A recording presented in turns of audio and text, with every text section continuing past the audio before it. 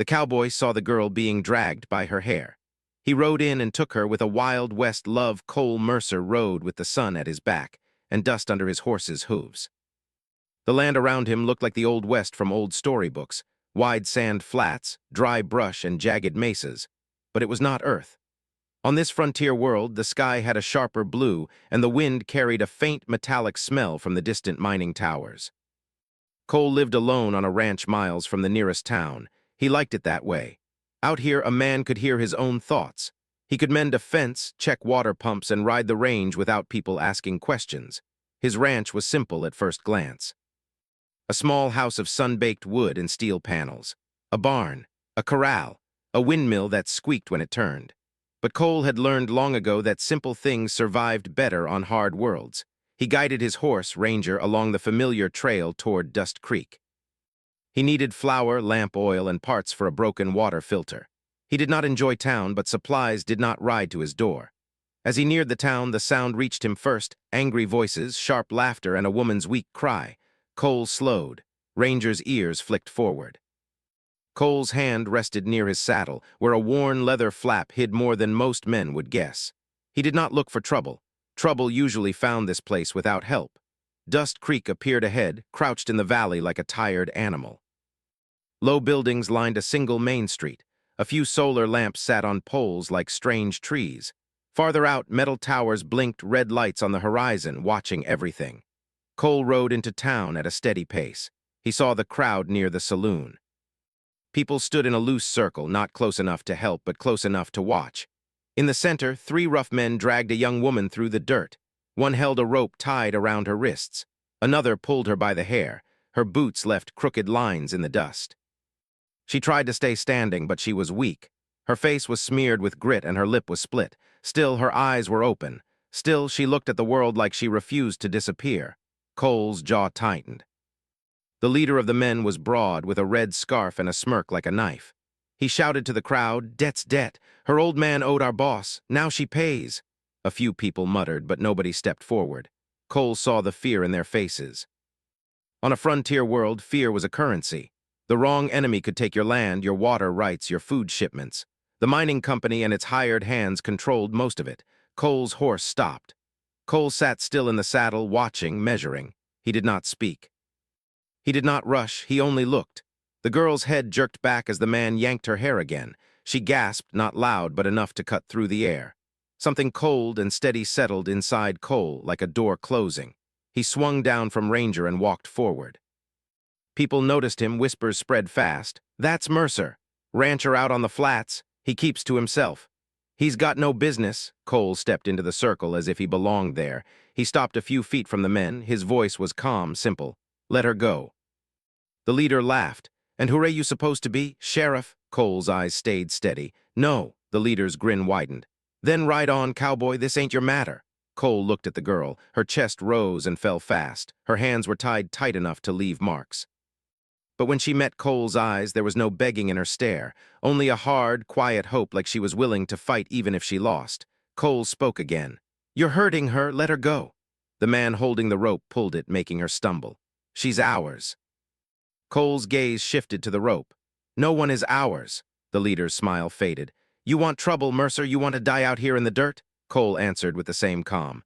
"No." Then he moved. It was not a wild swing. It was fast and clean, like a door snapping shut.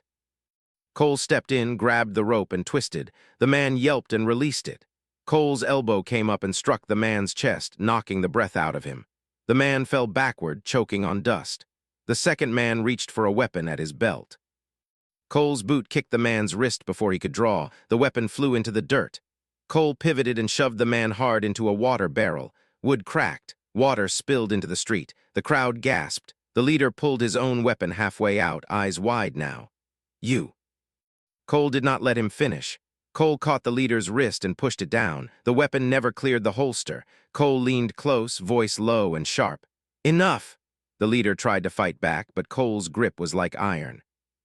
Cole twisted the wrist until the leader winced and dropped his weapon. Cole then shoved him away, making him stumble. For a moment, everything was silent except for Ranger's soft snort and the drip of spilled water. The leader held his wrist, anger burning in his face. "You think you're a hero?" Cole looked at him. "No." Then why do you care? The leader spat. Cole glanced at the girl again. Because it's wrong.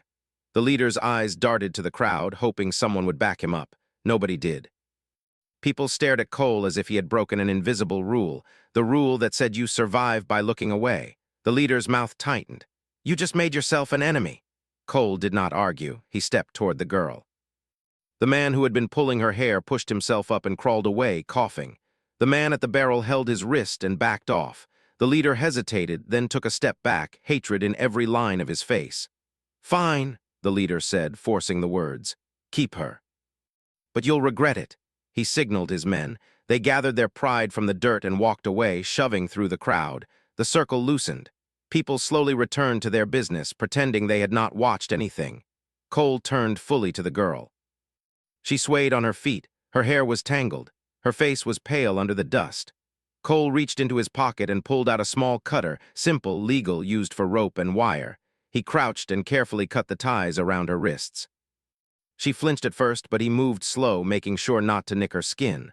The rope fell away. Her hands trembled as she rubbed her wrists. She did not cry. She did not thank him right away. She only stared at him like she was trying to understand what kind of man steps into trouble for a stranger. Cole stood. Can you walk? The girl swallowed. Her voice was rough. Yes, Cole nodded once. Good. She looked toward the street where the men had gone. Fear and anger mixed in her eyes. They'll come back. Cole didn't deny it. Maybe, she studied his face. Why did you do that? Cole glanced at the people who had looked away, then he looked back at her. You needed help. Her lips parted slightly.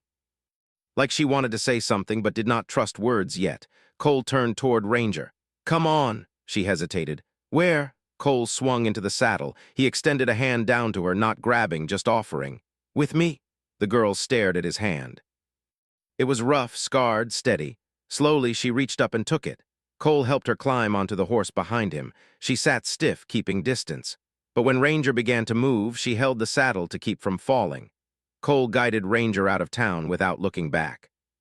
He could feel eyes on him from every porch and window. He could feel the weight of what he had done. In Dust Creek, stepping in was like drawing a line across the dirt and daring the world to cross it. The road out of town opened into wide desert again. Wind brushed across the land. Far in the distance, mining towers blinked like cold stars. The girl's voice came softly behind him. My name is Aaron, Cole nodded. Cole, a pause, then she asked, you have a ranch? Yes.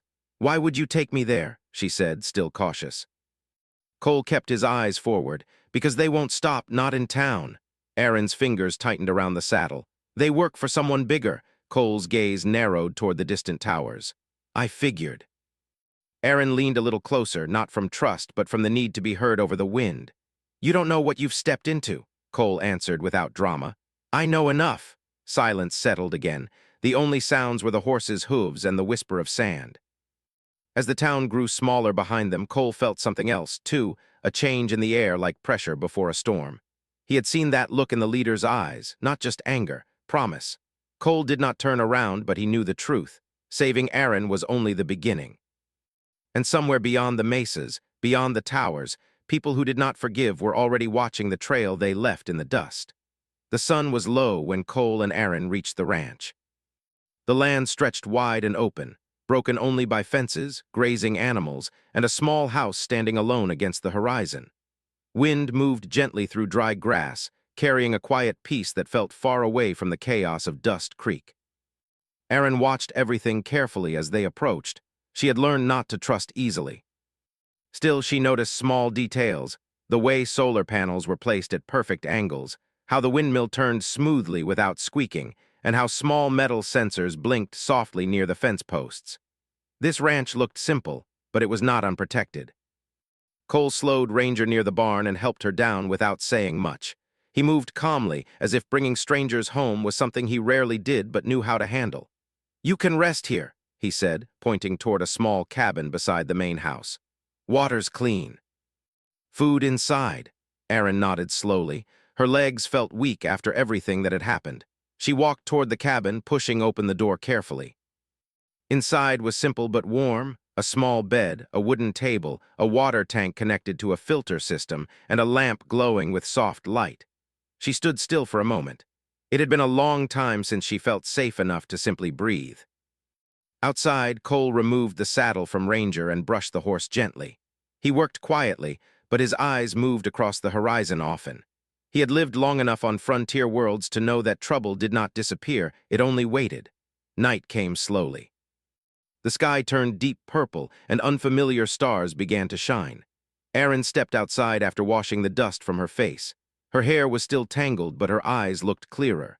Cole sat near a small fire, cooking something simple in a metal pan. She hesitated before sitting across from him. Neither spoke at first. The silence was not uncomfortable, only careful. Finally, she said, "Thank you." Cole nodded once. "You're welcome." She looked down at her hands. The rope marks were still red. "They would have taken me away." "I know. They won't forget what you did." "I know that, too." She watched him closely, trying to understand him. Most men she had met wanted something: money, power, information. Cole seemed different. He helped without asking for payment. After a moment, he pushed a plate toward her. "Eat." She hesitated only briefly before accepting. Hunger won over caution. The food was simple but warm, and she realized how long it had been since she ate without fear. The night air felt calmer than anything she remembered in weeks. After eating, she spoke again. "You didn't ask who I am?" Cole stared into the fire. "You'll tell me if you want." Erin considered that answer. Slowly, she began. "My father worked for the mining corporation," she said quietly. "He believed they would help build a new future here, but he learned things they didn't want anyone to know." Cole listened without interrupting. "He found proof they were poisoning water sources near small settlements," she continued. "Not enough to kill quickly, just enough to force people to leave so the company could claim the land." Cole's jaw tightened slightly. "When he tried to report it, they called him a liar," she said. "Then a traitor." The fire crackled softly between them. "He died 6 months ago," she finished. "I'm sorry," Cole said simply. Erin nodded. "After that, they started looking for me. They think I have something he left behind." Cole glanced up at her. "Do you?" She hesitated, then looked away. "Maybe." Cole did not press. He leaned back slightly, letting the silence return. The peaceful moment broke when a faint humming sound filled the air. Cole's head lifted instantly. His eyes moved toward the sky. Erin followed his gaze. Far above, small lights moved slowly across the darkness. Drones. Her breathing quickened. "They found me." Cole stood without panic. He walked toward the fence line, activating something hidden behind a metal post. Small lights blinked on around the ranch, nearly invisible unless someone knew where to look. "What are you doing?" she asked. "Blocking signals," he replied. "They can see heat signatures but not details." The drones passed overhead, scanning slowly. The hum faded as they moved farther away. Erin released a breath she did not realize she was holding. "They'll send people next," she said. "Probably." She stared at him. "You should send me away." Cole shook his head. "Too late for that." The next morning came with golden sunlight and long shadows. Erin woke feeling stronger, but unease stayed in her chest. She stepped outside and saw Cole repairing a fence. The ranch looked peaceful again, almost normal. Then she heard engines. Dust rose in the distance. 2 vehicles approached slowly, black and heavy, stopping at the edge of the property. Men stepped out, dressed in dark uniforms marked with the corporation's symbol. Cole walked calmly toward the gate, wiping his hands on a cloth. Erin stayed behind him but close enough to hear. One of the men spoke first. "Rancher Mercer, we are here on official business. A fugitive has been spotted entering your property." Cole crossed his arms. "That's so." "You are ordered to hand her over." Cole looked at the man without emotion. "No." The man's smile faded. "You misunderstand. This is not a request." Cole's voice remained calm. "Then you misunderstand me." The air grew heavy with tension. Erin's heart pounded. She expected shouting, weapons, violence, but Cole simply stood there, steady as stone. The officer's eyes narrowed. "Helping her makes you an enemy of the corporation." Cole shrugged lightly. "Guess that's how it is." Silence stretched between them. Finally, the officer signaled to his men. "We'll return," he said coldly, "and next time we won't be polite." The vehicles turned and drove away, leaving dust swirling behind them. Erin stared at Cole. "You just declared war." Cole watched the disappearing vehicles. "No," he said quietly, "they did." She felt a strange mix of fear and respect. No one had ever stood between her and the corporation like this before. "You don't even know me," she said. Cole turned back toward the ranch. "I know enough." She followed him slowly, realizing something had changed. Protection was no longer just kindness. It had become rebellion. and somewhere beyond the horizon, forces stronger than any gang were already preparing to return. For the first time since her father died, Aaron felt hope, and also the heavy truth that staying here meant facing whatever storm came next. Morning came quietly, but the peace felt different now. The air carried tension like a storm waiting behind the horizon. Cole woke before sunrise, as he always did. He stepped outside and watched the sky slowly turn gold. The ranch looked calm, fences standing strong, animals grazing, windmill turning, but Cole knew calm could be deceiving. Aaron stepped out of the guest cabin soon after. She looked more rested, but worry stayed in her eyes. She walked toward him slowly. "They will come back," she said. Cole nodded. "Yes. Not like yesterday," she added quietly. "No." They stood side by side, watching the open land. Aaron crossed her arms. "I need to tell you everything." Cole listened without turning toward her. She took a deep breath. "My father didn't just collect proof. He created something before he died, a data archive, records, locations, chemical reports, transport routes. Enough to expose the corporation to the Planetary Council." Cole glanced at her now. "And they think you have it." "I do," she admitted softly. Silence fell between them. "You should know," she continued. "If they find it, they won't stop until they erase everything connected to it." Cole considered this for a moment. "Then we make sure they don't find it." Aaron looked at him, surprised by how calm he sounded. "You don't even ask why I trust you," she said. Cole shrugged lightly. "You stayed when you could have run." She almost smiled at that. The sound of distant engines reached them around mid-morning. Low, heavy, different from yesterday. Cole's gaze sharpened immediately. He walked toward the barn, opening a storage compartment hidden behind old farming tools. Inside were pieces of equipment, advanced but worn from years of use. Aaron watched with growing curiosity. "You were more than a rancher," she said quietly. "Long time ago," he replied simply. He handed her a small device. "Signal scanner, tell me if anything gets close behind us." "Behind us," he gave her a steady look. "We won't stay still." Dust clouds rose on the horizon. This time there were more vehicles. Sleek armored transports moved across the desert like dark shadows. Drones hovered above them. Aaron's heartbeat quickened. They came prepared. Cole saddled Ranger and another horse from the corral. "We're not running," she said. "No," he agreed, "but we're not waiting either." He guided her onto the second horse. "Stay close." They rode toward a rocky ridge overlooking the ranch. From there, Cole could see everything. The vehicles stopped near the gate. Armed figures stepped out, scanning the area carefully. One of them pointed toward the house. "They think we're inside," Aaron whispered.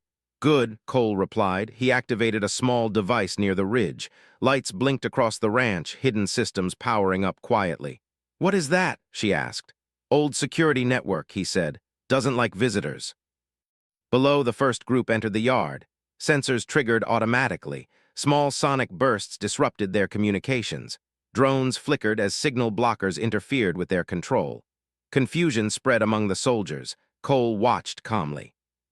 "We just bought time," he said. "For what?" Aaron asked. "For you to send the data." Her eyes widened. "From here," he nodded. "You said the archive needs transmission. We send it now before they adapt." Aaron hesitated. "I need a strong uplink." "Something hidden from corporate scanners." Cole pointed toward an old tower behind the ridge. "That," she stared, "that's an outdated satellite relay. It still works."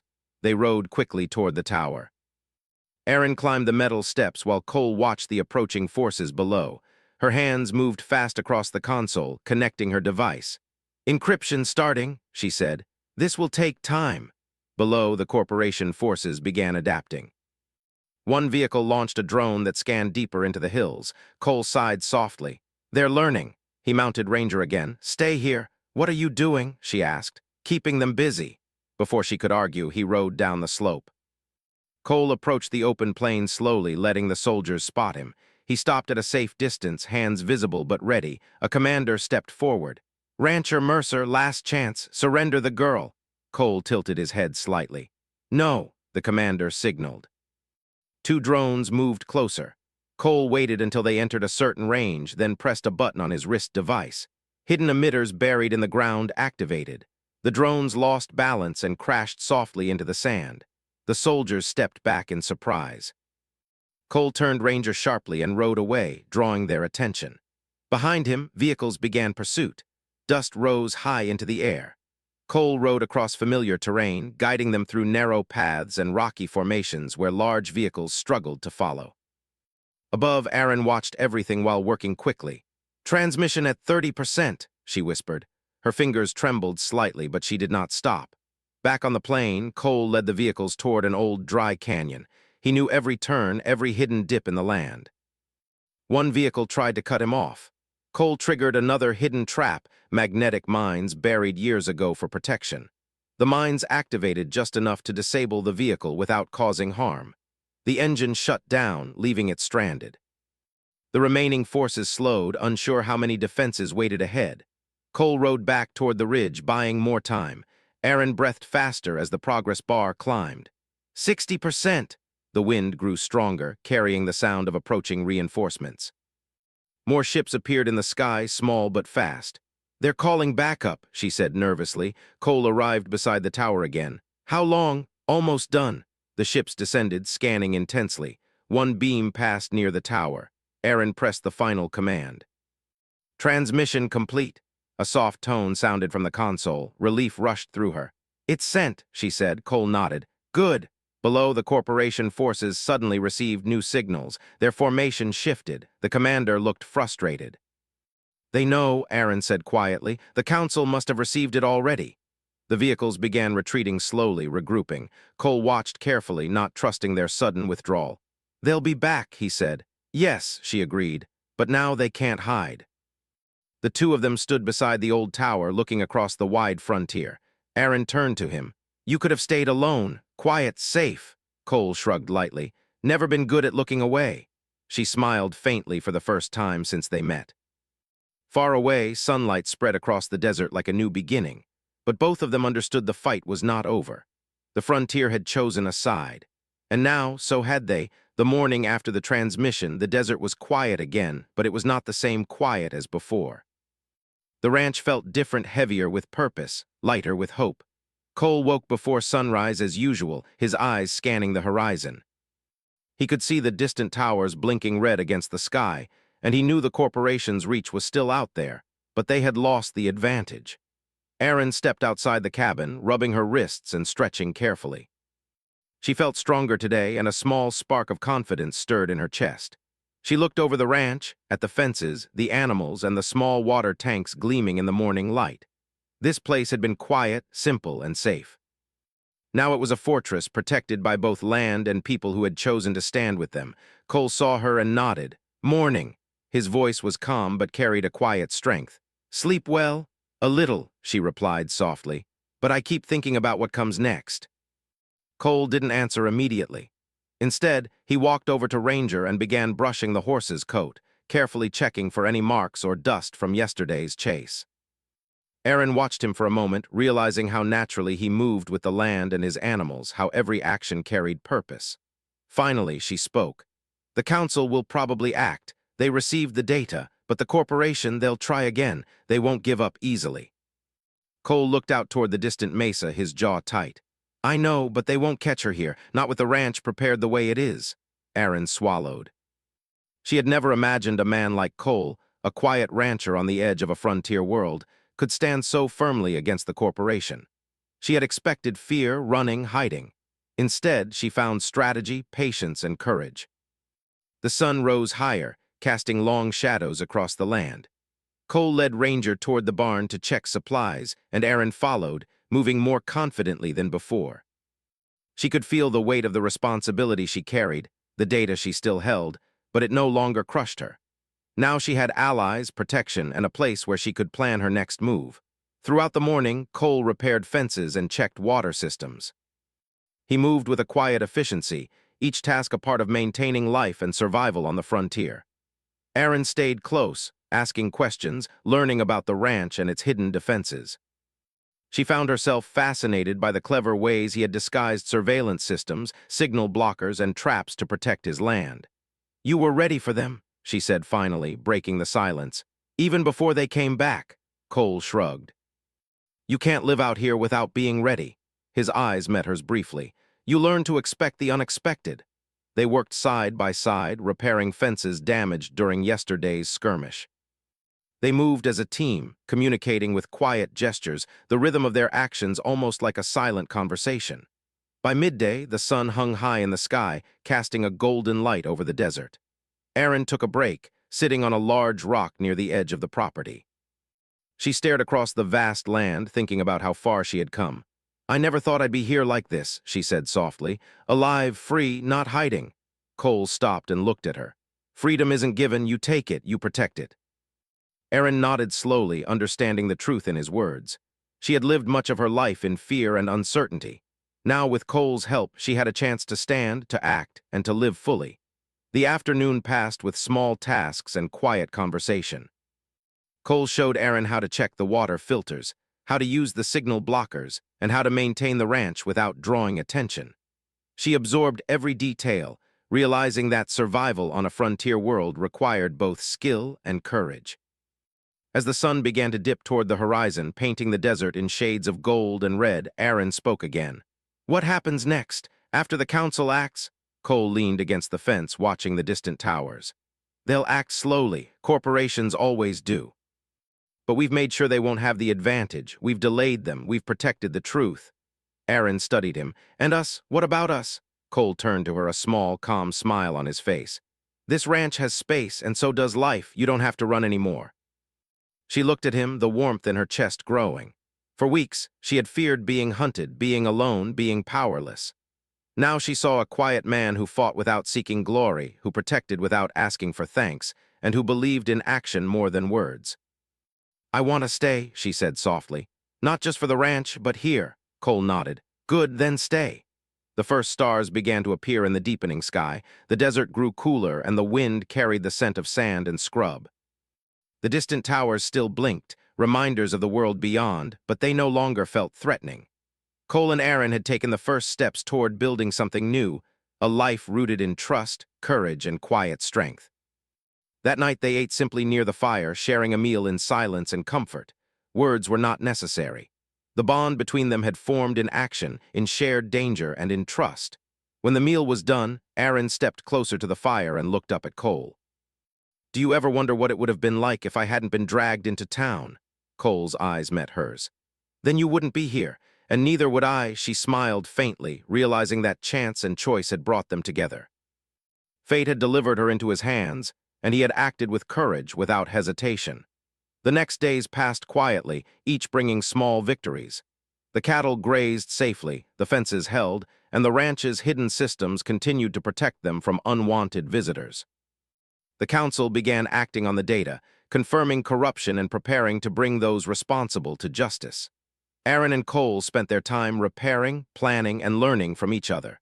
They worked as a team, each respecting the other's skills and judgment. Slowly, the walls around their hearts, built from fear and past pain, began to soften. One morning, Cole rode Ranger to check the distant fence line.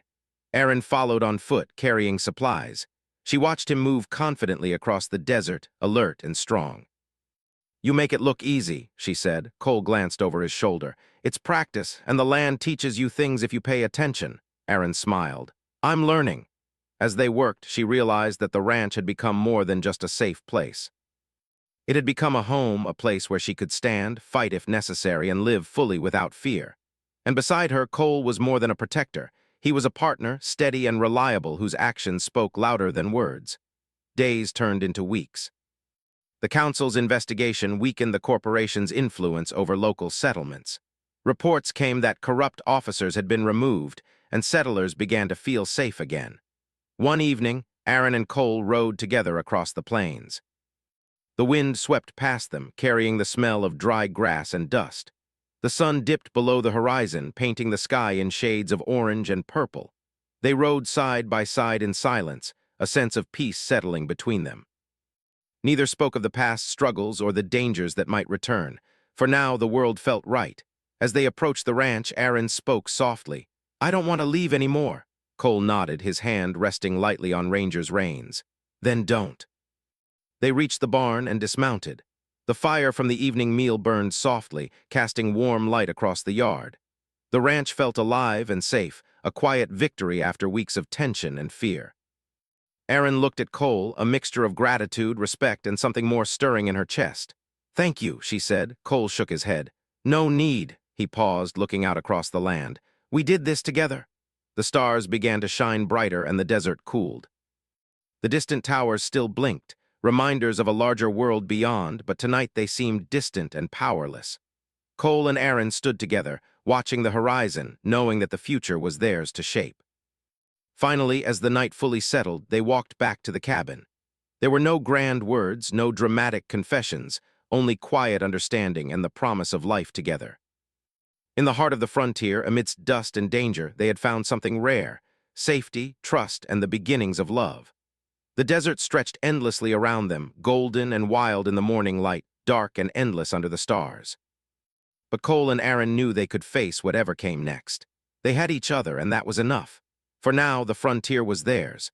And on the edge of a wild world, love did not arrive gently. It rode in through dust, stayed through courage, and chose to endure.